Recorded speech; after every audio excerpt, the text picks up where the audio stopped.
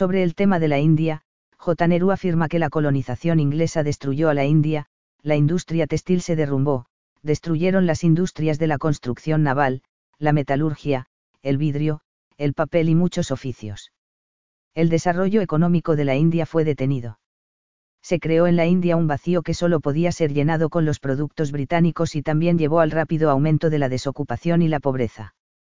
Se edificó el clásico tipo de la economía colonial, la India se convirtió en una colonia agrícola de la industrial Inglaterra, a la que proporcionaba materias primas y mercado para los productos industriales. La liquidación de la clase de los artesanos fue causa de una desocupación de proporciones prodigiosas que iban a hacer esas decenas de millones que hasta ahora habían estado dedicados a la industria y la manufactura. Su antigua profesión ya no existía y se les cerraba el camino para adoptar una nueva. Podían morirse desde luego, la salida para una situación desesperada siempre está abierta. Y murieron, en efecto, por decenas de millones. El gobernador general inglés para las Indias, Lord Bentinck, informó en 1834 que, la miseria difícilmente encuentra nada semejante en la historia del comercio, los huesos de los tejedores están blanqueando las llanuras de la India. Nehru, 1949, página 414 a 415. Cada potencia colonizadora, deseaba vencer militarmente a las demás, y consolidarse como una única potencia. Anhelaban reconstruir la idea del Imperio Romano, y volver a ser tan extensas, prósperas y poderosas como lo fue en un principio este imperio. Sin embargo, esta empresa era difícil de lograr, ya lo había intentado infructuosamente Carlomagno y Enrique de Sajonia, rey de Alemania, y su hijo Ottoi. Los deseos de reconstruir el Imperio Romano, ya sea desde un aspecto consciente o inconsciente, estaban presentes. Por primera vez surge en Europa el concepto de eurocentrismo a partir de ciertos antecedentes históricos, que se dieron en forma paulatina y sucesiva. Entre ellos, el primer despegue de la Revolución Industrial Europea, el período de la Ilustración, las guerras de independencia de los Estados Unidos, la Revolución Francesa, y toma consolidación con las ideas del darwinismo social, por el cual se interpretó que Europa había llegado al punto más alto de evolución en la historia de la humanidad, y al pináculo de la escala filogenética en la evolución social ante todas las demás naciones. Este darwinismo social, se transmutó desde la biología a la política imperialista en las naciones protestantes, con mayor intensidad en Inglaterra y Alemania, pasando desde el siglo XV desde un monoteísmo católico español, a un monoteísmo protestante. Nota al pie, nótese que a través de este trabajo, frecuentemente hablo de monoteísmo o de los monoteísmos y no de religión. Lo hago para señalar la importancia psicológica que ha tenido el monoteísmo abrahámico en sus diferentes tipologías, en el expansionismo imperialista de las naciones europeas e islámicas. Cierre de nota al pie. La idea de linealidad histórica europea está relacionada con la idea del eurocentrismo. Se creía que la ciencia y el desarrollo, habían llegado sin obstáculos ni sobresaltos a su punto culminante en un determinado lugar geográfico del planeta, considerando a China como un primer punto de levante, pasando por Grecia, la Ilustración, la Revolución Industrial, la Revolución Francesa, hasta llegar a la Europa germano-anglosajona del norte. Se nos enseña que el arte, la ciencia y la tecnología tuvo su génesis en Europa. Sin embargo, hoy sabemos que los descubrimientos más trascendentes se iniciaron primeramente en Lejano Oriente. Por ejemplo, un libro puede titularse Historia del arte, de la ciencia, de la tecnología, o de la filosofía. Sin embargo, su contenido nos hablará solamente o generalmente del arte, de la ciencia, de la tecnología y de la filosofía de Europa y de Grecia. El discurso eurocéntrico nos habla de algo, pero también nos oculta algo. Para Bajéot, la edad de la discusión, el cuestionamiento, el espíritu crítico, los debates parlamentarios comenzaron en Grecia. Supone que el hombre europeo da comienzo a la civilización en un punto geográfico determinado, y que la edad de la discusión se manifestó de una manera completa como nunca antes en la historia de la humanidad, a través de los historiadores Heródoto y Ciusidaides. Escuchar una y otra vez los mismos discursos europeocéntricos, terminan construyendo realidades incuestionables. Los creemos porque otros las creyeron anteriormente, porque debe de ser así ya que fueron aprendidos desde nuestra tierna infancia, porque se repiten constantemente en los libros de texto, y en las enseñanzas de nuestros maestros y profesores eurocéntricos. El discurso construye la realidad, las palabras tienen un poder de convicción, sobre todo cuando se imponen como enseñanzas irrefutables y verdaderas. Si desde nuestra infancia nos enseñaron que la imprenta, la brújula, la pólvora, y el papel fueron creados por primera vez en Europa, lo vamos a creer incondicionalmente, y lo vamos a internalizar. Si escuchamos reiteradamente que en Grecia surgió por primera vez la democracia, que el desarrollo científico floreció en un único lugar geográfico y en forma lineal, no solo lo creeremos, sino que disputaremos acaloradamente con aquellas personas que se oponen a nuestras convicciones irrefutables modeladas desde nuestra niñez. Si leemos y escuchamos en diferentes fuentes la información repetitiva que un científico europeo realizó un determinado descubrimiento por primera vez, lo creeremos, aunque ese descubrimiento se haya creado hace centenares o miles de años atrás, y muy lejos de Europa. Si prestamos atención notaremos que cuando el discurso se refiere a científicos, filósofos, historiadores europeos, siempre se habla de, primera vez, padre de, el nacimiento de una disciplina científica, realizó los primeros estudios, describió por primera vez, es decir, se da por sentado la originalidad europea sin tener la precaución adecuada. Se trata aquí de una apropiación del conocimiento de un otro, de una forma de colonización de la creatividad de un otro. Es necesario descolonizar el pensamiento, es imprescindible para la humanidad en sí misma ya que todos estamos implicados en cierta medida, tanto las naciones colonizadas como las colonizadoras, porque este fenómeno responde a relaciones vinculares de dependencia mutua. Creo en la posibilidad de una reconstrucción histórica universal, orgánica compleja, continua, complementaria, sin amputaciones históricas ni eurocentrismos. Continuamos creyendo, que los antiguos habitantes de lo que conocemos con el nombre de América fueron descubiertos por los españoles. Consentimos términos como tercer mundo, primer mundo, descubrimiento de América, países de periferia, países del centro y muchos otros. Desde mi punto de vista, y siguiendo el proceso inconsciente de la transmutación histórica podemos percibir que el discurso de poder denominado tercer mundo, procede del discurso anterior de nuevo mundo, ya transmutado más tarde, bajo el concepto de pueblos salvajes, y naciones civilizadas.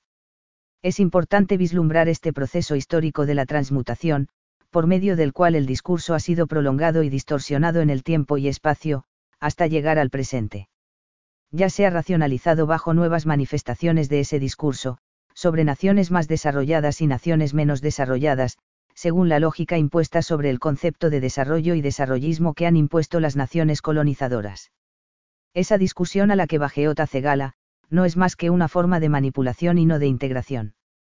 Las mujeres, los esclavos, y el vulgo, a quien la burguesía llamaba despectivamente, no podían participar en esa discusión que en realidad constituía un medio de manipulación. Para Herbert Spencer el gobierno de observaciones ceremoniales es el más primitivo en el proceso evolutivo de las sociedades. Su discurso contiene un profundo desprecio por la debilidad y el débil quien deberá someterse necesariamente al más fuerte, y al mismo tiempo someter al más débil que él. El salvaje no obedece a ningún poder superior terrenal, solo le interesa las reglas ceremoniales, dejando de lado la obediencia. Por lo tanto, es necesario unir y consolidar forzosamente a los pueblos dispersos que han de ser colonizados, bajo una ley común que los someta a la ley superior del Estado.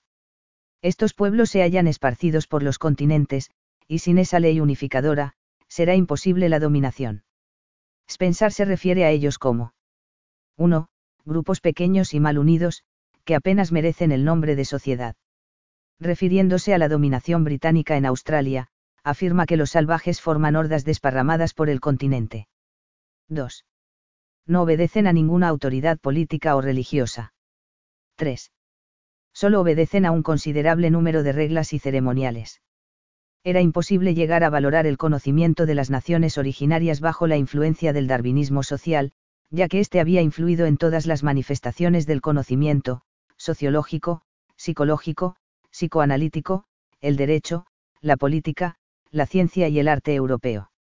El darwinismo social representa una construcción ideológica de la burguesía del siglo XIX, como un medio ya sea consciente o inconsciente para justificar y racionalizar naturalmente el expansionismo y la violencia. El concepto del tiempo, que es relacionado con el progreso, va tomando en Europa un mayor dinamismo y celeridad, considerando estáticas a las demás culturas no europeas. En los escritos de Spencer, vemos el desprecio del sociólogo por las arraigadas costumbres de estos pueblos, por sus largas salutaciones, la escrupulosa exactitud de cumplir con sus deberes, por la cortesía, derrochar saludos, y prácticas ceremoniales que llevan demasiado tiempo. Tomando en cuenta la importancia que tenía el darwinismo social para la época, debemos pensar que Europa, considerándose a sí misma el pináculo de la evolución social universal, todas las demás naciones no europeas necesariamente tenían que ser inferiores por hallarse aún en el camino del proceso evolutivo. Esta evolución tuvo que manifestarse en forma lineal, ya que si hubieran existido determinados cortes históricos y abruptos en el proceso evolutivo, cabe el temor de la posibilidad de la existencia de alguna otra civilización muy anterior a la europea que haya sido superior tecnológicamente, y que por causas misteriosas y desconocidas haya desaparecido en el tiempo. Esta posibilidad incomodaba al europeo y debía ser rechazada. Para Bajeot la costumbre rompió sus cadenas por primera vez en Europa. En todos los rincones del planeta, los pueblos siempre fueron tradicionales, intolerantes, estáticos, opuestos al cambio, y por lo tanto la discusión, y la democracia, apareció en Grecia por primera vez, alcanzando su esplendor en la Europa germano-anglosajona. Se suponía que todas las naciones que han existido antes de la aparición de Grecia, vivían de la misma manera que sus antepasados, una época atrasadísima que evitaba el desarrollo científico. Afirma que, sin duda la mayor parte de las civilizaciones han permanecido inmóviles, aún hoy día es el quietismo y la inercia el estado general del mundo, el mismo progreso no es más que una rara excepción, pero nosotros ignoramos por qué causa ha aparecido el progreso en un caso excepcional, o bien qué elementos ha faltado para que apareciera en todos los demás casos. La historia nos da una contestación muy clara y muy digna de tomarse en cuenta. He aquí lo que nos dice: el tránsito de la edad de la inmovilidad a la edad del libre arbitrio, tuvo lugar por vez primera en aquellos estados cuyos gobiernos eran evidentemente un gobierno de discusión y en que las materias de discusión eran hasta cierto punto cuestiones abstractas, es decir, cuestión de principios. En las pequeñas repúblicas de Grecia y de Italia, se rompió por primera vez la cadena de la costumbre. La libertad dijo: hágase la luz, y Atenas se levantó como se levanta el sol sobre la superficie del mar. Bajeot, 1877, página 216.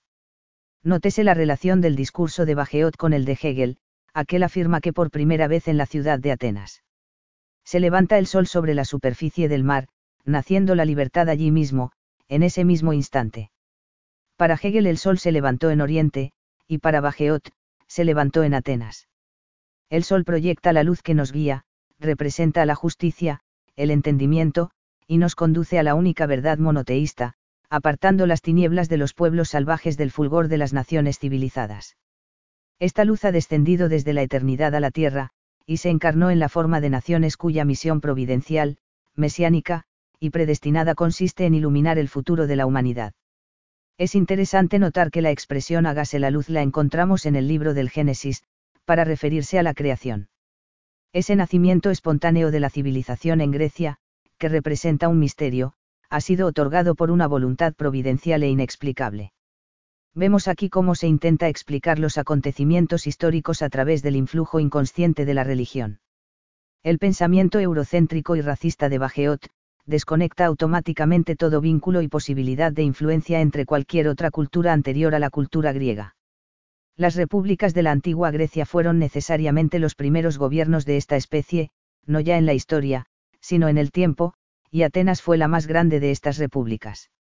Bajeot, 1877, página 217, porque en la Europa del siglo XIX se creía que la civilización eclosionó en Grecia. ¿Por qué se defendía, y aún se sigue defendiendo con frenesí este mito histórico? Esta falacia comenzó a declinar con la crisis de la razón y la Gran Depresión a finales del siglo XIX. La aristocracia y la burguesía acomodada vieron amenazados sus intereses económicos, y se resistieron violentamente ante la pérdida de poder e influencia. Los lamentables sucesos de la Comuna de París, en 1871, las terribles condiciones sociales de pobreza, hambre, miseria, hacinamiento, enfermedades, delincuencia, las grandes desigualdades entre barrios pobres y barrios acomodados. La afirmación de los partidos obreros, del marxismo y el anarquismo, y las reivindicaciones civiles, marcaron el derrumbe de una época próspera.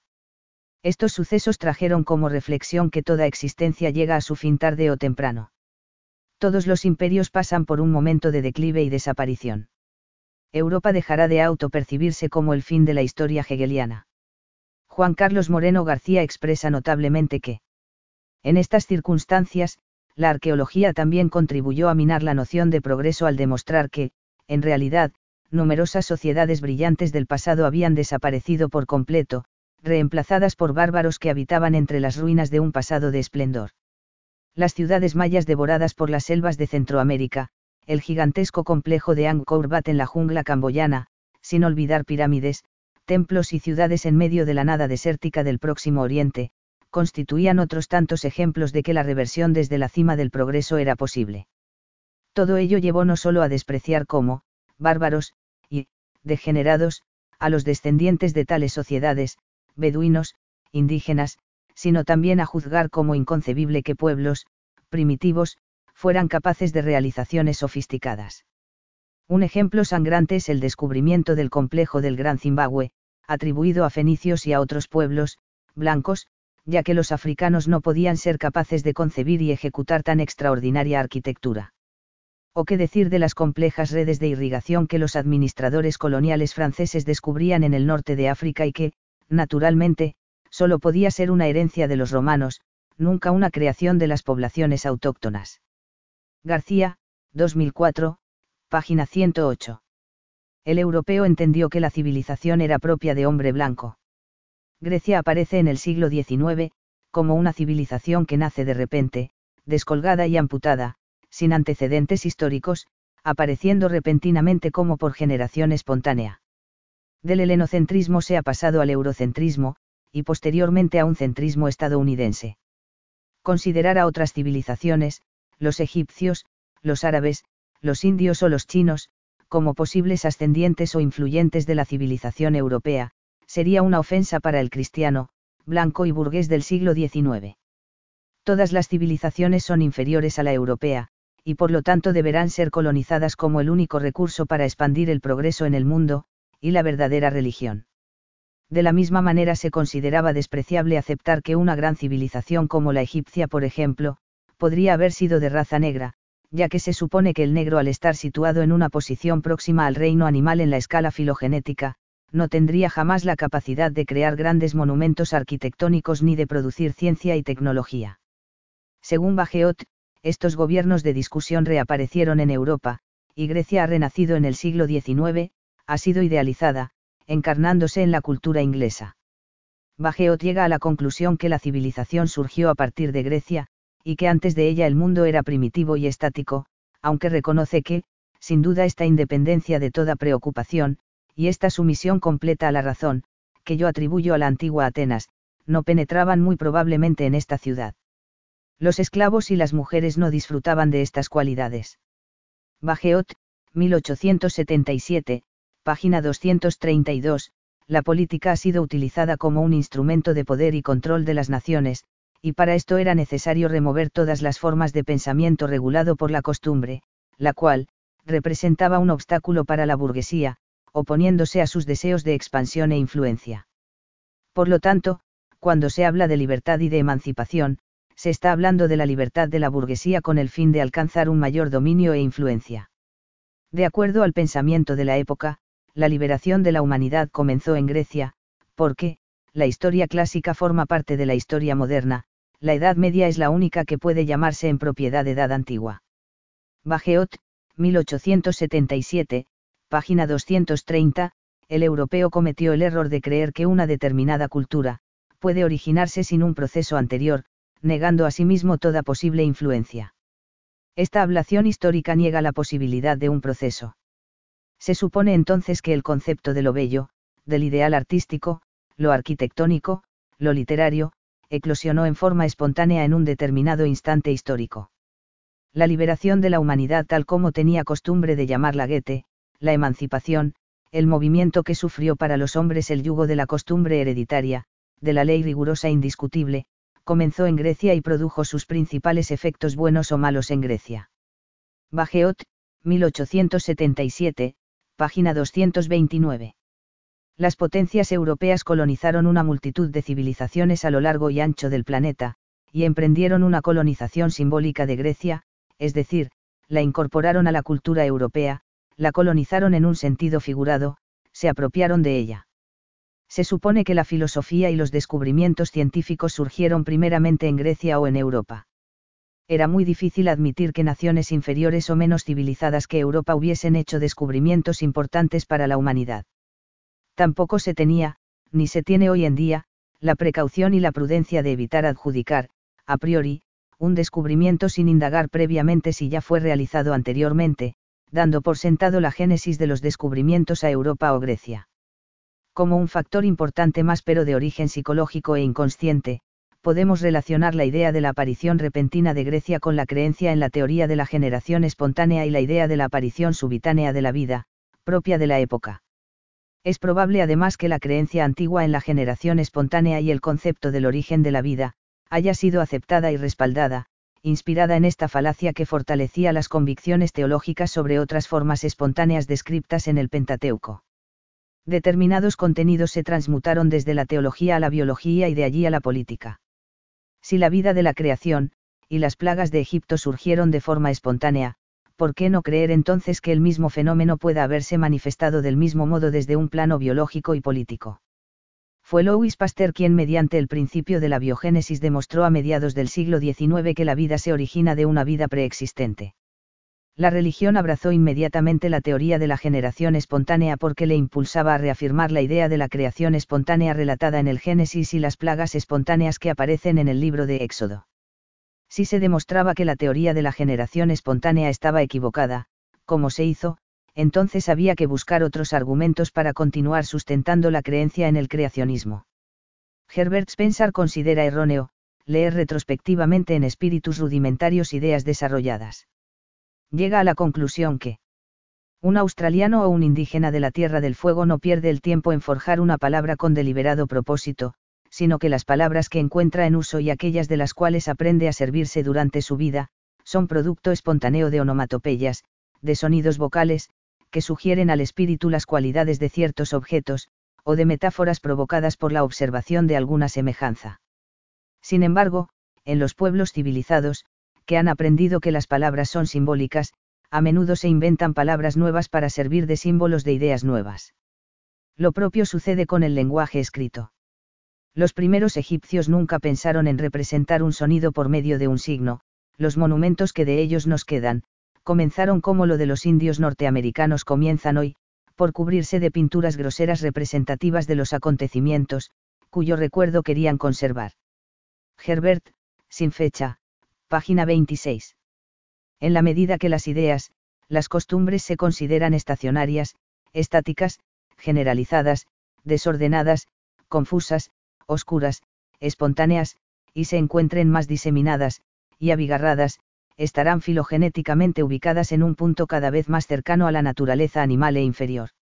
En cambio, en la medida en que son más elaboradas y claras, menos confusas, y más unificadas, estarán más próximas a la cúspide, en la cual, se supone ubicada la cultura europea, principalmente las naciones germano-anglosajona del norte. De ese modo, la religión que se ha despojado en mayor medida de ritos, ha de situarse más cerca de la cúspide filogenética. Por esa razón se supone que la religión protestante, y por lo tanto también las naciones que han sido modeladas por ella, está en una gradación superior que la religión católica, la cual posee un carácter primitivo y cuyas prácticas ritualistas son más numerosas, y por lo tanto más confusas. Para Spencer también existe una evolución de los olores corporales. Estos olores se desprenden más intensamente de la piel del salvaje, por ubicarse en una escala filogenética inferior al hombre europeo, y más cercana a los animales. Menciona el relato bíblico en que Isaac reconoció a Jacob por su olor, demostrando que entre los hebreos reconocían que diferentes personas, aun miembros de la misma familia, tienen un olor particular. Cuanto más salvaje y primitivo es un pueblo determinado, el sentido del olfato estará más desarrollado, y más fuerte será el olor que despida por su piel, debido a la proximidad filogenética con el animal. Herbert, sin fecha, página 28. Las ciencias estaban al servicio del colonialismo, y en lugar de cuestionarlo, se empeñaban en demostrar el carácter animal de las razas inferiores. No se pudo comprender la marcada influencia de la cultura en la formación del carácter humano, y su capacidad de adaptación a cualquier cultura universal. Se ignoraba que la cultura imprime en el sujeto ciertas características que son tan intensas como la biología, y que a menudo se llega a confundir con esta. En los viajes colonizadores, el europeo llegó a la Polinesia, la India, la China, África, América, Nueva Zelanda, Australia, Samoa, Hawái, y se encontró con diferentes y variadas culturas que ya poblaban los continentes, y que en algunos casos existían desde mucho antes que Europa se desarrollara como civilización. Esta gran diferencia cultural le produjo miedo, asombro, rechazo y dudas. Las costumbres de estos pueblos le resultaban extrañas debido a que no eran familiares, ni respondían a los usos y costumbres del cristianismo. El europeo comenzó a descubrir continentes, islas, y espacios que ya habían sido descubiertos y habitados.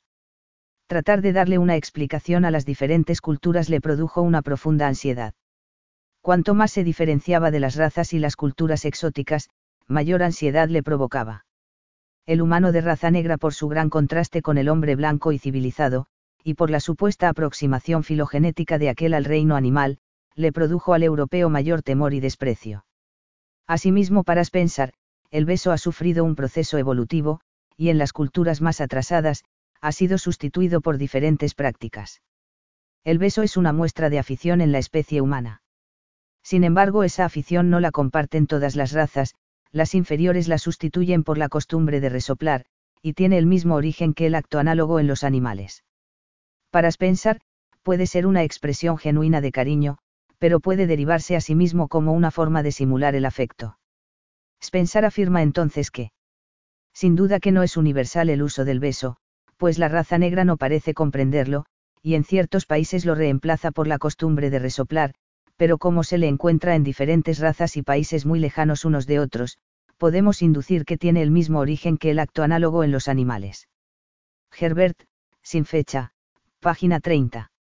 Motivado por un profundo desprecio hacia la raza negra, Spencer llega a la conclusión, que el negro, no puede alcanzar a comprender el uso afectivo del beso y en su lugar resopla como lo podría hacer un animal.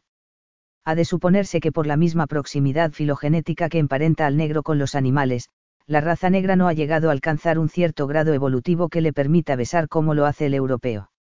Se le niega los sentimientos humanos más profundos, y se le despoja de sus afectos. El negro no tiene necesidad de besar, no puede amar ni es capaz de expresar sentimientos como lo hace el europeo.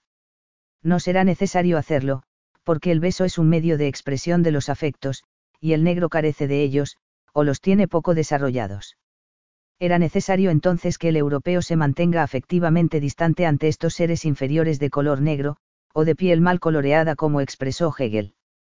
Del mismo modo, Hitler expresará más tarde que la historia humana demuestra con asombrosa claridad que toda mezcla de sangre aria con la de los pueblos inferiores, tuvo por resultado la ruina de la raza, de la cultura superior. La América de Norte, cuya población se compone en su mayor parte de elementos germanos que se mezclaron solo en mínima escala con los pueblos de color, racialmente inferiores, representa un mundo étnico y una civilización diferente de lo que son los pueblos de la América Central y la del Sur, países en los cuales los emigrantes principalmente de origen latino, se mezclaron en gran escala con los elementos aborígenes. Ese solo ejemplo permite claramente darse cuenta del efecto producido por la mezcla de razas.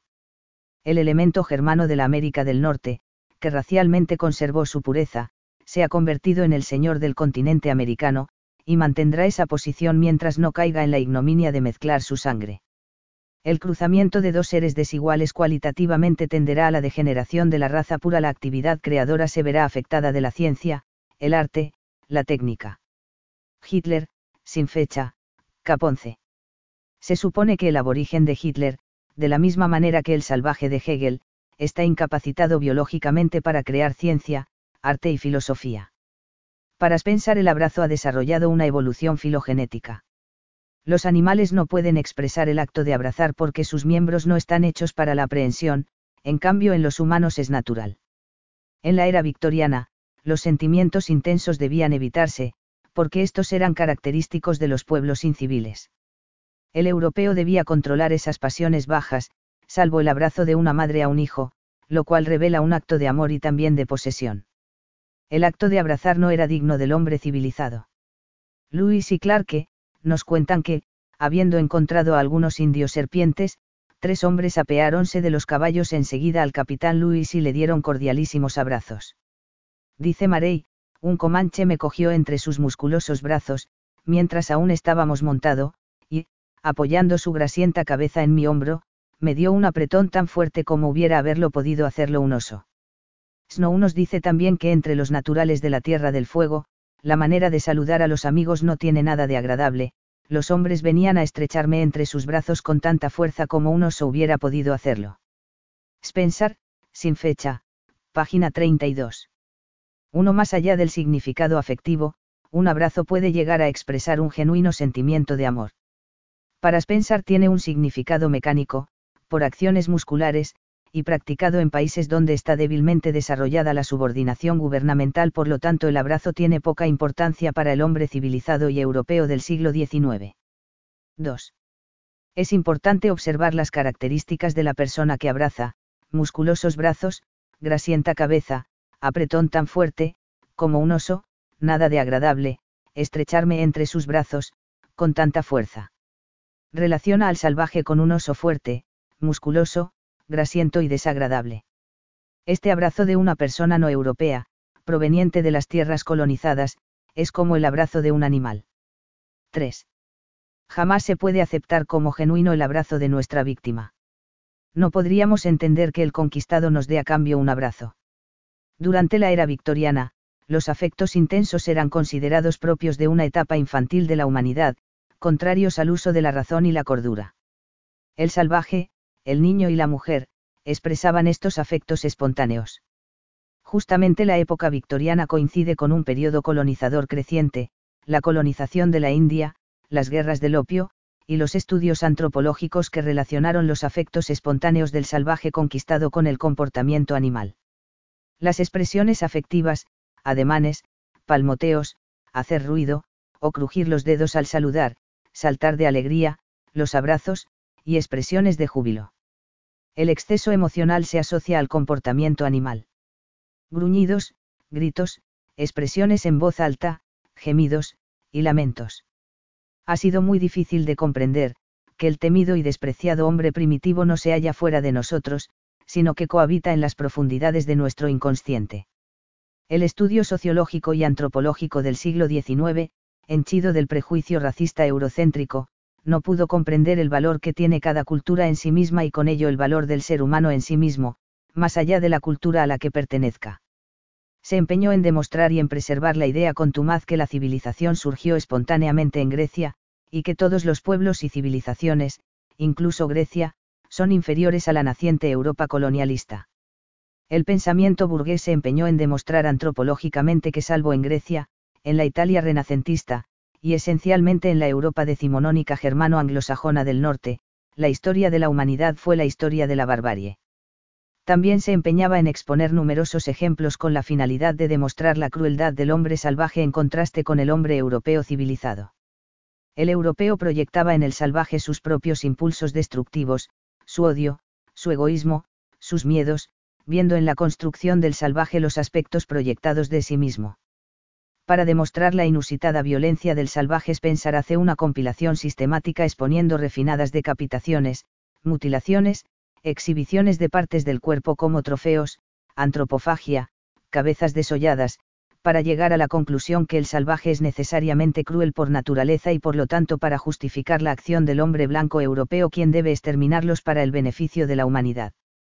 Se suponía que Europa había alcanzado la cúspide filogenética de la civilización, y por lo tanto sería imposible que estas acciones irracionales que mencionamos, las cuales caracterizan únicamente a los pueblos seniles, puedan llegar a repetirse históricamente. Esta etapa prístina de la humanidad ha quedado sepultada en el olvido.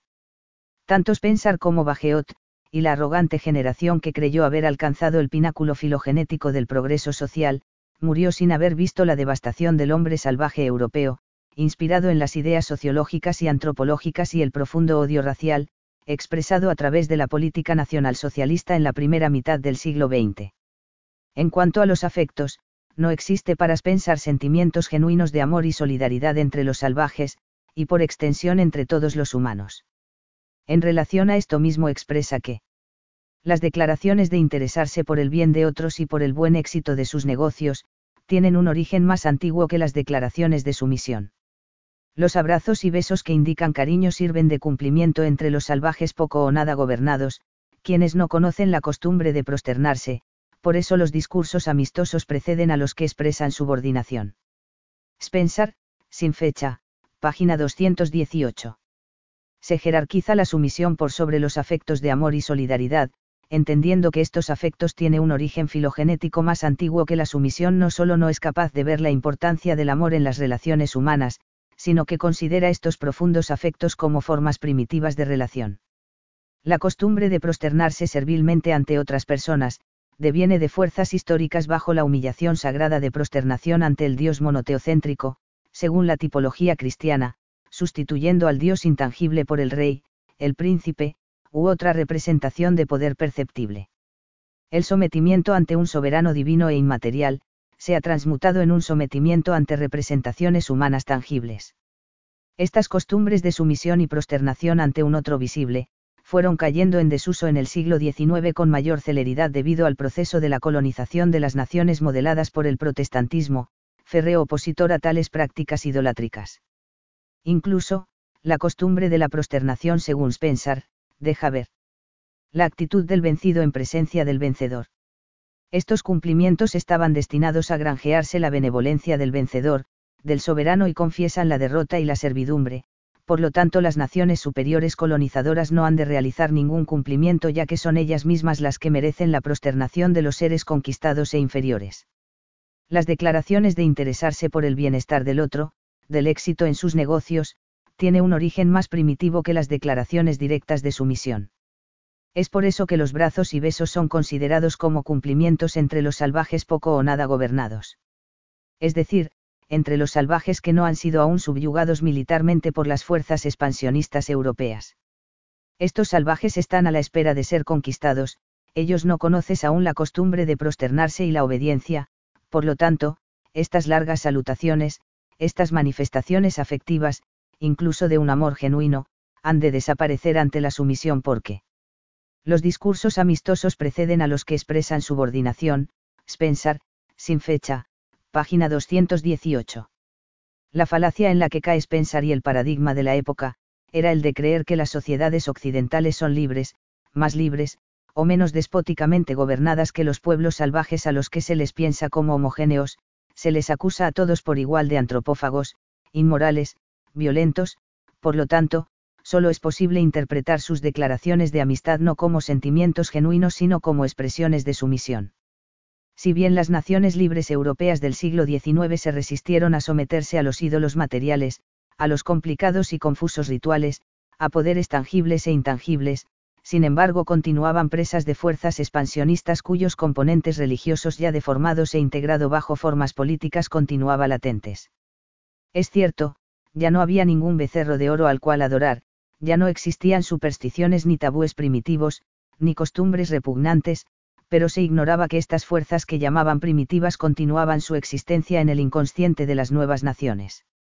La idolatría tangible se había transmutado bajo la forma de un nuevo culto a la industrialización, a la nación, el capital, el tener, el militarismo, la soberbia de ser superior, por creerse predestinado para ser la luz de la humanidad. La Europa modelada por las naciones industrializadas y protestantes creyó en la existencia de otra Europa, atrasada, e integrada por las naciones modeladas por el catolicismo ritualista e idólatra. Sobre esta evolución Spencer afirma que, sin más que volver la vista a las comarcas atrasadas de Europa como Nápoles y Sicilia, vemos allí que la observancia de los ritos ocupa mucho más lugar en la religión que la obediencia a los preceptos morales. Por último, recordemos que el protestantismo, religión cuyos ritos son menos complicados y menos imperativamente prescritos, y donde no se admite habitualmente la composición que rescata a las transgresiones por medio de actos expresivos de sumisión, no data de mucho tiempo, y que aún es mucho más reciente la extensión de protestantismo disidente, en que todavía se lleva más lejos ese cambio. Prueba de que la subordinación de las ceremonias a la moralidad, no es carácter de la religión, sino en sus formas más modernas. Spencer, sin fecha, pp. 21 a 22. Cuando Spencer se refiere a las comarcas atrasadas de Europa se reseña a las regiones católicas. La influencia del catolicismo era concebida como un atraso económico y cultural para los pueblos que la adoptasen. Como ya lo hemos mencionado, Las naciones modeladas por el protestantismo rechazaban a las órdenes mendicantes, las arraigadas tradiciones católicas eran interpretadas como estacionarias, propias de las naciones estáticas, y los actos complejos de sumisión ritualista, interpretados como idolatría, como una pérdida de tiempo para la celeridad que demandaba la sociedad industrializada. Se entendía además que era más fácil lograr cambios sociales y económicos dentro del contexto protestante que dentro del antiguo catolicismo, donde el apego a la tradición no permitía tal intervención. En los principales puntos de Europa, y principalmente en Inglaterra, la influencia de la religión ha sido muy diferente de lo que en la antigüedad había sido, pudiéramos denominar la influencia de discusión. Después de los tiempos de Lutero, una convicción se ha arraigado en los espíritus, y es la de que el hombre puede, por el esfuerzo de su inteligencia, formar su propia religión, y que debe escoger o crear lo que mejor le convenga, cumpliendo el más importante de todos sus deberes. La influencia de la discusión política y de la discusión religiosa, han seguido pareja suerte durante mucho tiempo, se han prestado un apoyo tan eficaz, que las antiguas nociones de fidelidad, de sumisión al soberano, el principio de autoridad, tales cuales existían en la Edad Media, no tienen hoy casi imperio alguno sobre los mejores espíritus.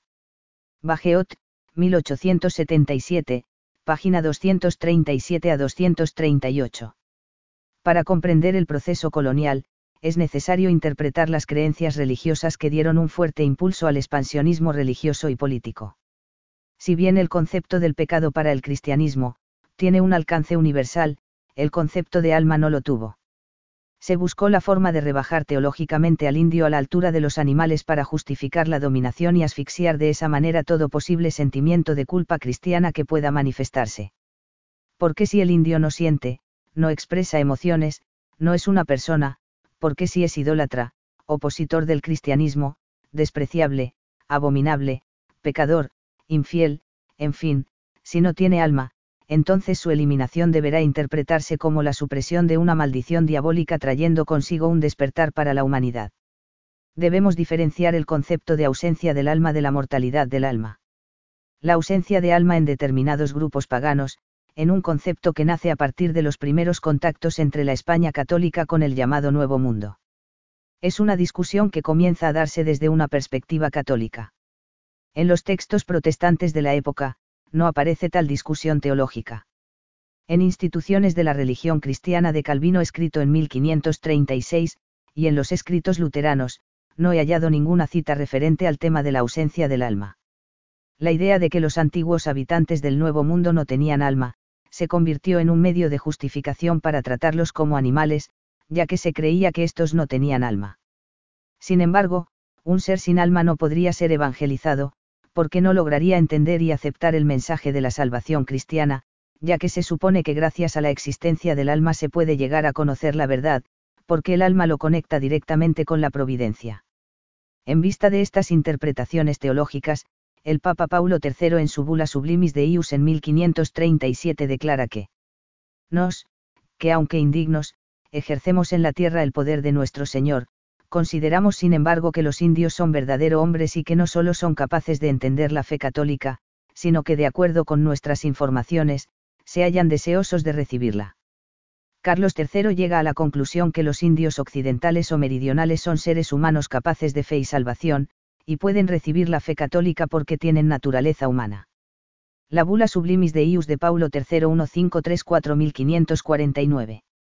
Si bien es cierto que existe un pedido de piedad para con los indios, también es cierto que se les exige la evangelización y de esa manera la pérdida de su identidad cultural para abrazar la única verdad monoteocéntrica en su tipología cristiana. El carácter autoritario tiende a menudo a preservar, cuidar, proteger, amparar al objeto que le pertenece, pero a cambio de su propia libertad y expansión. La creencia en un alma mortal, era impensable para el cristianismo protestante del siglo XVI.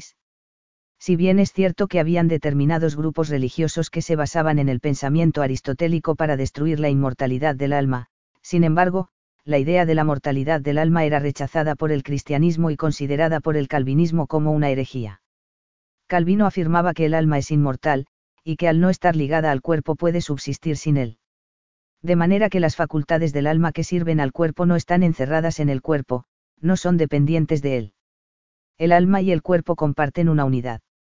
El alma era definida. como una esencia inmortal, aunque creada, que es la parte más noble del hombre. Algunas veces en las escrituras es llamada espíritu.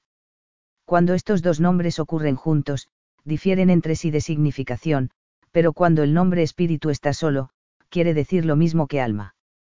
Calvino, sin fecha. El cuerpo no teme al castigo divino, sino el alma inmortal. Pues el sentido de los animales brutos no se ir fuera del cuerpo, o a lo sumo no se extiende más allá de lo que ven los ojos, pero la agilidad del alma del hombre, al penetrar al cielo, la tierra y los secretos de la naturaleza y, después de haber comprendido con su entendimiento y memoria todo el pasado, al disponer cada cosa según su orden y al deducir por lo pasado el futuro, claramente demuestra que hay en el hombre una parte oculta que se diferencia del cuerpo. Calvino, sin fecha. El alma es la parte más noble del hombre, por lo tanto, si bien existe un concepto de unidad en tanto que ambos componen una misma entidad, también existe una jerarquización del alma sobre el cuerpo, considerado como la parte menos noble. No hablamos aquí de unidad basada en la igualdad, sino en el concepto de superior-inferior, dualismo, debate, entidades irreductibles, realidades que jamás se ponen de acuerdo, y donde el alma es prisionera del cuerpo, esperando la muerte de éste, para poder liberarse de su opresión. Donde lo material es carcelero de lo inmaterial, donde lo visible se opone y oprime a lo invisible. Este concepto dualista ha influenciado en el pensamiento occidental. No presenta una unidad armónica sino una unidad forzada e inevitable, es decir, ambas entidades tienen que convivir aunque no lo quieran debido a la exigencia de la maldición del pecado original. Debemos tener en cuenta ciertos hechos históricos de gran importancia como antecedentes: el descubrimiento de América en 1492, la Reforma luterana en 1517, la fragmentación del catolicismo, el descubrimiento, al menos para el europeo, de la teoría heliocéntrica, por Nicolás Copérnico, por la cual se llegó a cuestionar al ser humano como el centro del universo. El comienzo de la Marina inglesa y Enrique VII, y la ruptura con la Iglesia católica en la Inglaterra de Enrique VIII, nota al pie, China ya había descubierto tal fenómeno. No fue concebida por vez primera por Aristarco de Samos como se cree. Cierre de nota al pie. El descubrimiento de Copérnico puso en tela de juicio el pensamiento antropocéntrico fundamentado por la teología. La Tierra ya no está el centro del universo, por lo tanto, el hombre ha dejado de ser el centro de la creación divina como se creía. La doctrina del alma tuvo que ser revisada de igual modo que toda la estructura teológica.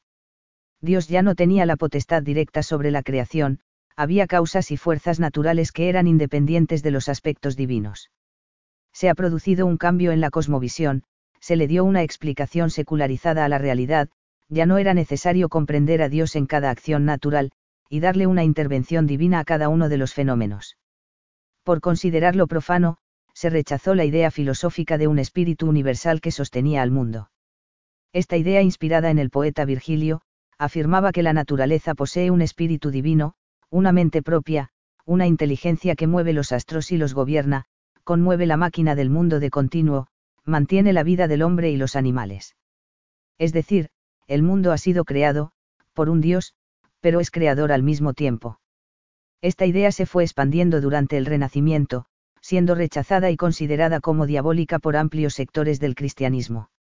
Dios, el creador de todo lo que existe, ya no mueve directamente las estrellas y los planetas, sino que estos orbitan por fuerzas naturales, por sí solos, sin una mano divina que los gobierne constantemente, y de continuo. El alma universal, es el concepto que da el ser al mundo, que lo mantiene, lo preserva y que no necesita directamente de la intervención de Dios. Estas ideas desataron fuertes críticas, se comenzó a jerarquizar las fuerzas naturales por sobre la creencia en una intervención divina, constante y directa. Dios dejará paulatinamente de gobernar la naturaleza, porque ésta puede gobernarse por sí misma. Durante el siglo XV y XVI, y en base a los acontecimientos ya mencionados, la teología ha tenido que realizar ciertos cambios y revisiones. Calvino se preguntaba cómo puede ser que los paganos y pecadores hayan creado las ciencias. ¿Cómo puede ser que Dios dé una mayor inspiración e inteligencia a los pecadores que a los hombres de fe? Se supone que los predestinados para la salvación eterna, los que obedecen las órdenes de la providencia, tienen que ser los más favorecidos intelectualmente. Calvino da una respuesta, al afirmar que el espíritu de santificación es el que reina en los fieles y no en los paganos. Sin embargo, Dios quiso que, los infieles nos sirviesen para entender la física, la dialéctica, las matemáticas y otras ciencias, sirvámonos de ellos en esto, temiendo que nuestra negligencia sea castigada si despreciamos los dones de Dios doquiera nos fueren ofrecidos. Instituciones de la religión cristiana, libro 16. Al creer en una verdad absoluta que debe de ser aceptada incondicionalmente, toda curiosidad por saber más allá de lo permitido por Dios, era considerado como un desvarío. No se debe hacer preguntas porque de esa manera se está cuestionando a la autoridad divina. Ciertamente es cosa temeraria y loca querer saber respecto a las cosas secretas más de lo que Dios nos permite. Instituciones de la religión cristiana, libro 3, XXV, 6. Debido al miedo de un castigo divino ante el cuestionamiento, no se le daba lugar al pensamiento científico. Para ello fue necesario cuestionar el creacionismo adánico espontáneo, la idea que la edad geológica de la Tierra y la edad del universo son de 6.000 años, el concepto del pecado original, y la contaminación generacional de la maldad natural. El concepto teológico de la maldad natural humana y la maldición generacional tuvo que ir quedando atrás para que pudiera ser posible la teoría de la evolución de las especies de Darwin, porque en la concepción teológica, el alma del Hijo hereda la maldición del pecado del alma del Padre. Es decir, en lugar de existir una evolución se manifiesta aquí una involución humana, un retroceso, a causa del pecado original que ha corrompido las descendencias. Y no es menester que para entender esto nos enredemos en la enojosa disputa que tanto dio que hacer a los antiguos doctores, de si el alma del Hijo procede de la sustancia del alma del Padre, ya que en el alma reside la corrupción original. Bástenos saber al respecto, que el Señor puso en Adán los dones y las gracias que quiso dar al género humano. Por tanto, al perder él lo que recibió, no lo perdió para él solamente, sino que todos lo perdimos juntamente con él. ¿A quién le puede preocupar el origen del alma, después de saber que Adán había recibido tanto para él como para nosotros, los dones que perdió, puesto que Dios no los había concedido a un solo hombre, sino a todo el género humano? No hay, pues, inconveniente alguno en que al ser el deshojado de tales dones, la naturaleza humana también quede privada de ellos, en que al mancharse él con el pecado, se comunique la infección a todo el género humano. Y como de una raíz podrida salen ramas podridas, que a su vez comunican su podredumbre a los vástagos que origina, así son dañados en el Padre los hijos, que a su vez comunican la infección a sus descendientes. Instituciones de la religión cristiana, libro 2, y 7. Estas ideas fueron consideradas injustas por los pelagianos. Ellos no aceptaban que los hijos nacidos de padres fieles, sean afectados por la corrupción original, ya que aquellos quedan purificados por la pureza de sus padres. Durante el siglo XVI las ideas protestantes se resistieron al pensamiento filosófico griego, y por lo tanto al helenocentrismo, concepto que se irá construyendo paulatinamente durante los siglos siguientes. El cristianismo protestante no solo se alejó de las ideas católicas, sino que mantuvo cierto parentesco con el pensamiento judío, no hacia el griego, en lo que respecta al concepto de la idolatría, la Iglesia cristiana como el Israel espiritual, la influencia patriarcal es sus ideas. Nota al pie, si bien es cierto que en las diferentes tipologías monoteístas se expresa una profunda influencia patriarcal, la presencia inconsciente de la madre no puede ser anulada totalmente en ninguna de ellas. En el cristianismo la representación de la madre se manifiesta directamente bajo el culto virginal, creencia que ha sido fuertemente rechazada por el protestantismo. Aquí, la madre no cumple ninguna función de intercesora, sino que ella misma debe someterse y obedecer a su Hijo Dios. Cierre de nota al pie, y la hebreización de la interpretación bíblica contra la filosofía griega pagana, la eliminación de la confesión auricular, la ruptura con la concepción teológica del celibato obligatorio. Debemos entender que las creencias teológicas tuvieron que diluirse para que la ciencia pueda desarrollarse. Se tuvo que ir perdiendo paulatinamente el sentimiento de culpa, y el miedo al castigo divino por cuestionar las interpretaciones teológicas absolutas y dominantes de la época. La mayoría de los científicos, no habían renunciado totalmente a la teología, ellos daban una explicación empírica a los hechos, pero cuando no lo podían hacer, llenaban los espacios vacíos de sus dudas explicándolas mediante creencias religiosas. Si definimos la filosofía como el amor a la sabiduría, debemos preguntarnos qué estamos entendiendo por amor y por sabiduría, ya que muchos de los filósofos europeos, compelidos por estas mismas fuerzas religiosas, no pudieron liberarse de los prejuicios, del odio racista, la influencia patriarcal, la vanidad eurocéntrica, el desprecio hacia la mujer, y la indiferencia ante el esclavo. Susan Bach afirma que la explotación de millones de esclavos en las colonias fue aceptada como parte de una realidad dada por los mismos pensadores que proclamaban que la libertad era el estado natural del hombre, y su derecho inalienable. Aun cuando los reclamos teóricos de libertad se transformaron en acción revolucionaria sobre la escena política, la economía esclavista de las colonias que funcionaba entre bastidores, permaneció en la oscuridad. Si esta paradoja no pareció perturbar la conciencia lógica de los contemporáneos, resulta tal vez más sorprendente que los escritores de hoy, con pleno conocimiento de los hechos, sean capaces de escribir historias de Occidente concebidas como datos coherentes sobre la libertad humana. Los límites disciplinarios permiten que la contraevidencia pertenezca siempre a la historia de otro. Después de todo, un erudito no puede ser experto en cualquier campo. Es razonable. Pero tales argumentos son un modo de evitar la incómoda verdad de que si ciertas constelaciones de hechos son capaces de penetrar en lo profundo de las conciencias de los eruditos, perturbarían no solo las venerables narraciones, sino también las trincheras académicas que las producen. Bookmores, 2003, página 11. Si bien se produjo por momentos un cierto alejamiento de la filosofía griega, debemos tener en cuenta además que la mayoría de los eruditos consideran que los libros sagrados del cristianismo fueron escritos originalmente en griego, por lo tanto, existe una estrecha relación entre los relatos bíblicos y el idioma griego koiné que lo expresa y lo expande. El Dios cristiano se ha desligado del Dios hebreo, para transformarse en una divinidad griega. El cristianismo expresa cierta ambivalencia ante la cultura griega, por un lado la rechaza por ser idólatra y pagana, y por el otro lado la reconoce, porque expresa y expande a través del idioma griego esa única verdad cristiana. Si observamos detenidamente las obras de arte, notaremos que la vestimenta, la estética, los rasgos faciales, incluso el color de sus ojos de Cristo, han abandonado la cultura hebrea para convertirlo en cristiano, en una divinidad grecorromana. Además, debido a la independencia religiosa del cristianismo ante el judaísmo, originada en los 2 primeros siglos, se hizo inadmisible la más remota posibilidad, que los evangelios y las cartas sagradas del Nuevo Testamento hayan sido escritos en el idioma hebreo. Por lo tanto, el griego pasó a ser el idioma pagano que expresaba al mismo tiempo la naturaleza divina del cristianismo. Esta realidad no solo asoció al cristianismo con Grecia, sino también con ello, la filosofía, la política, las ciencias, el arte y la cultura occidental, despojando toda vinculación con la cultura egipcia tenida por maligna, relacionada con la esclavitud, la idolatría, los castigos sobrenaturales, la sodomía y los pecados sexuales. Apocalipsis 11:8, aún el concepto del alma inmortal, es una creencia griega platónica, que pasó a formar parte de la teología cristiana desde la independencia del cristianismo del judaísmo durante los 2 primeros siglos. En el diálogo de Taimeo, escrito por Platón, en torno al año 360 a.C., se lee lo siguiente. Honremos sobre todo el alma inmortal, que es para nosotros un genio divino. Así llegaremos al soberano bien, y obtendremos la inmortalidad, que permite nuestra naturaleza.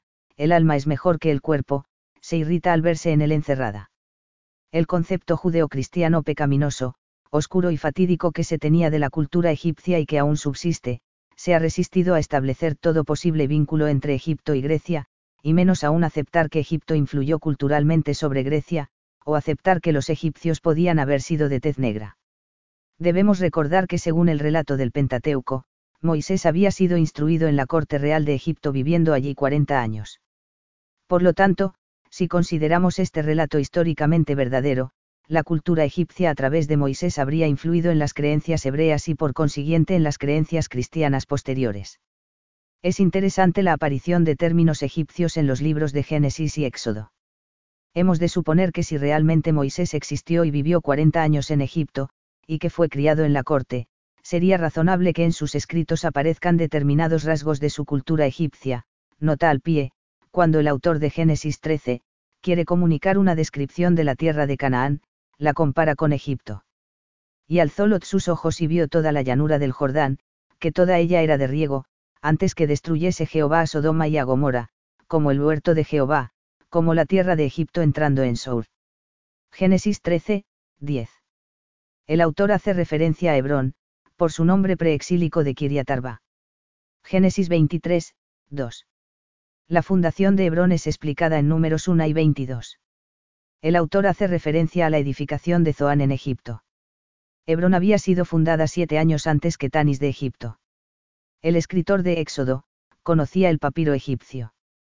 Éxodo 2, 3. Conocía lugares como Ramesés, Sucot. Éxodo 12, 37. Etam, Éxodo 13, 20, y Pijairot. Éxodo 14, 2.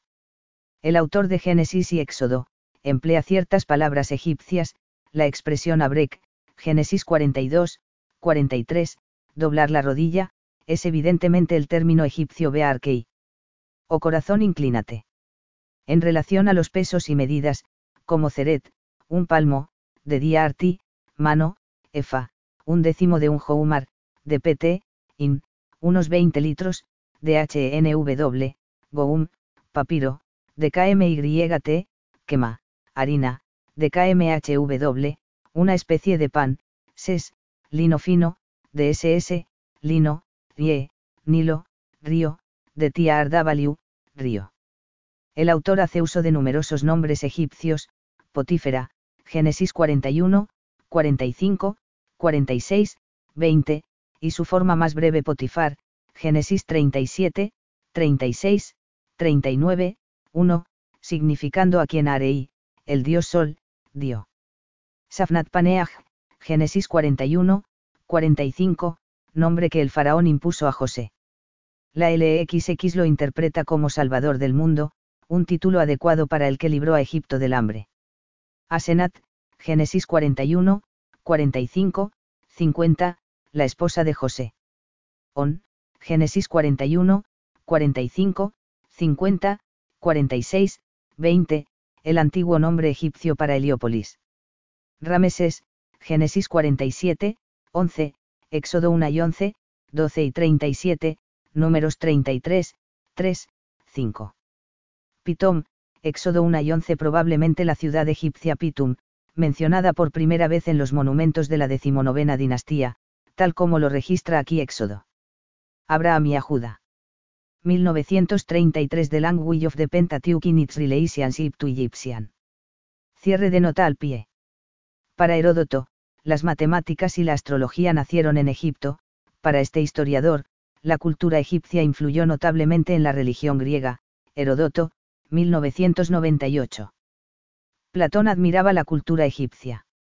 En el diálogo de Taimeo se habla del viaje de Soulan a Sais.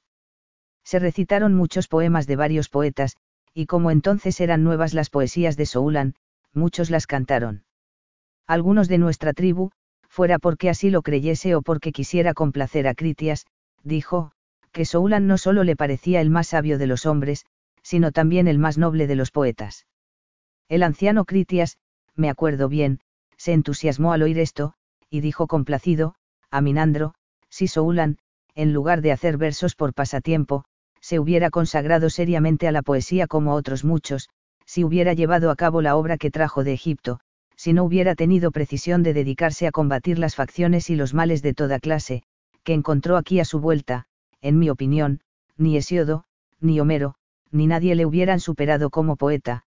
Soulan decía, que cuando llegó a aquel país, había sido acogido perfectamente, que había interrogado sobre las antigüedades a los sacerdotes más versados en esta ciencia y que había visto, que ni él ni nadie, entre los griegos, sabía, por decirlo así, ni una sola palabra de estas cosas. Un día, queriendo comprometer a los sacerdotes a que se explicaran sobre las antigüedades, Soulan se propuso hablar de todo lo que nosotros conocemos como más antiguo, de Foroneo, llamado el primero, de Naiobi, y después del diluvio, de Deucalión y Pirro, con todo lo que a esto se refiere, explicó la genealogía de todos los descendientes de aquellos, y ensayó, computando los años, fijar la fecha de los sucesos. Pero uno de los sacerdotes más ancianos, exclamó, Soulan. Soulan, vosotros los griegos seréis siempre niños, en Grecia no hay ancianos. ¿Qué quieres decir con eso? Replicó Soulan, sois niños en cuanto al alma, respondió el sacerdote, porque no poseéis tradiciones remotas ni conocimientos venerables por su antigüedad, nota al pie, Platón, Taimeo. Véase los diálogos de Fedro y de Filebo. Véase también Diodoro de Sicilia. 1998. Libro y Madrid, ed. Gredos. Daia Ellanis Laercio, 1980. Vida y obra de filósofos ilustres. Introducción. Barcelona, ed. Ourbis. Plutarco, Jámblico, Plotino, Porfino, relacionan a la filosofía griega y la influencia egipcia. Del mismo modo en su discurso Busiris, para Isócrates 436 a.C., el origen de la filosofía griega se ha inspirado en Egipto. Este afirma que los escritores griegos viajan a Egipto para buscar conocimiento, Isócrates, 1960. Discursos 4. Barcelona, Busiris. Ed. Bernat Melge. Véase a Heródoto en Historia. Libro I2. Madrid, Editorial. Gredos. Heródoto ve en Egipto un modelo de sabiduría, la cuna de la religión griega, el origen de las matemáticas y la astrología. Platón. 1972. La República 4, Instituto de Estudios Políticos. Madrid. También G. Bruno, 1979, La expulsión de la bestia triunfante. Madrid, Alianza Universidad. Cierre de nota al pie. Muchos acontecimientos marcaron el final de la hegemonía egipcia, la destrucción masiva de los templos de los infieles, para convertirlos en iglesias cristianas. La destrucción del templo de Serapas y la grandiosa biblioteca, de Alejandría situada en sus inmediaciones, derruida primeramente por judíos bajo el emperador Trajano, 98 a 117, y después de su reconstrucción en el año 390, se volvió a destruir en manos del patriarca Teófilo de Alejandría para construir una iglesia cristiana sobre sus ruinas. El asesinato de Hipatía de Alejandría, en el año 415, notable mujer científica, matemática, filósofa, y astrónoma asesinada brutalmente por cristianos, por San Cirilo, dando de esa manera el final del paganismo egipcio, y el comienzo del oscurantismo cristiano, poniéndole sordina a la participación de los cristianos en estos hechos.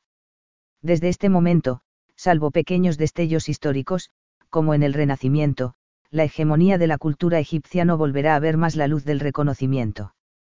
Hegel termina por colocarle una lápida a la moribunda cultura egipcia al afirma que la esfinge es lo espiritual que comienza a desprenderse de lo animal, de lo natural, y a tender más lejos su mirada, pero aún no está libre del todo, sino que permanece preso en la contradicción. El hombre surge del animal, mira en torno, pero entonces no se sustenta sobre sus propios pies, todavía no puede liberarse de las cadenas de lo natural. Así, la esencia egipcia aparece como la esfinge misma, como un enigma o jeroglífico, la respuesta es ser enigmática. La forma egipcia significa precisamente el planteamiento del problema en la historia universal y el fracaso de su solución. Hegel, 1978, página 357. Es fundamental señalar aquí el choque de civilizaciones por la conquista de Alejandro Magno y la influencia de la helenización en la cultura judía y posteriormente en la religión cristiana. Más allá cómo se manifestó este proceso de helenización, es importante reconocer su existencia y su propagación en Occidente. Este proceso de helenización introducirá en la religión judeo-cristiana no solo la influencia de la cultura griega en la religión, sino con ello el influjo de las demás culturas de Oriente hasta donde llegó la ocupación de Alejandro, la cultura india, la Persia, y la de vastísimos territorios hasta llegar al Asia central. Martín Bernal, señala que en el siglo V a.C., todo el mundo creía que Grecia había sido colonizada por Egipto a comienzos de la Edad Heroica. Estas ideas cambiaron notablemente durante el periodo del Romanticismo, considerando a Grecia como la cuna de Europa, y a Egipto como un pueblo enfermizo. Dejando por un momento de lado el problema de qué fue lo que realmente sucedió aproximadamente un milenio antes de que Heródoto escribiera sus historias, su aserto da a entender claramente que en el siglo V a.C., casi todo el mundo creía que Grecia había sido colonizada por Egipto a comienzos de la Edad Heroica. Bernal, sin fecha, página 91. Debido al paradigma de única y absoluta verdad, y a su forma de concebir, interpretar, juzgar, evaluar, y pensar al otro no monoteísta, la religión judeo-cristiana, ha representado una seria amenaza e intolerancia. No solo para las culturas ajenas a su religión por considerarlas paganas y desviadas de la única verdad absoluta, sino también para los propios monoteísmos entre sí. Históricamente, en la tipología monoteísta cristiana, la única verdad absoluta se impuso y se expandió forzosamente obedeciendo el cumplimiento de la gran comisión de extender el reino de Dios en la tierra. Es necesario descolonizar el mito del monoteocentrismo abrahámico en todas sus manifestaciones, su lógica fragmentaria, patriarcal y el mito de una única verdad absoluta. El monoteísmo abrahámico cree firmemente que su religión no ha sido construida socialmente por la influencia de otras culturas, sino que fue dada directamente por un Dios. Es decir, si hay un Dios que les encomendó una misión, entonces, toda posibilidad de haberla recibido por intermedio de la influencia de la sociedad y la cultura, no podrá ser posible. En consecuencia, este pueblo elegido tiene que cuidar celosamente la única verdad absoluta que le fue delegada solo a él. Por lo tanto, deberá tener mucha precaución de no contaminarla con las creencias paganas de las demás naciones por temor a un castigo divino. Se supone además, que si se tiene una misión exclusiva, y cuyas directivas provienen de un Dios, se deberá desconfiar de las naciones contaminantes, pecadoras y ajenas a esa única verdad. Se impondrá una separación fragmentaria característica del pensamiento monoteocéntrico, entre ese pueblo escogido y el resto de la humanidad.